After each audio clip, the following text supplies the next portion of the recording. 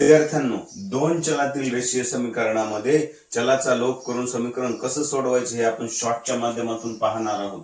मग आता ते काय करायचं की बाबा असे कोणते पद आहेत की ज्यांचे सहगुणक सारखे आहेत.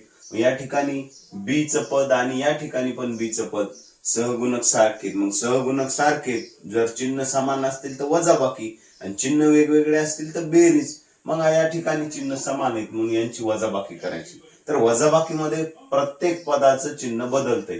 धन असेल तर ऋण, धन असेल तर ऋण, धन असेल तर ऋण किंवा ऋण असेल तर धन. मग आता वजाबाकी करायची म्हणजे 3a वजा a म्हणजे 2a, धन ऋण कटले बरोबर 26 मधून 22 गेले 4 म्हणून a बरोबर 4/2 म्हणजे बेदोनी 4. a ची किंमत 2 आली. तर आलेली a ची किंमत ही कशामध्ये ठेवायची? समीकरण 1 मध्ये ठेवायची. समीकरण 1 मध्ये ठेवू. लक्ष द्या.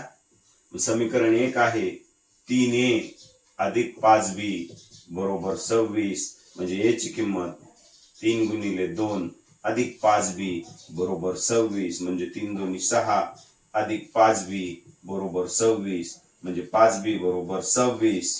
हे धन आहे तिकडे आल्यावर ऋण झाले म्हणजे 5b बरोबर 20 म्हणून b बरोबर 20/5 म्हणून b ची किंमत किती आली? 5 चोक 20. अशा प्रकारे विद्यार्थी मित्रांनो चलाचा लोप करून आपण सोप्या पद्धतीने समीकरण सोडू शकतो. ओके.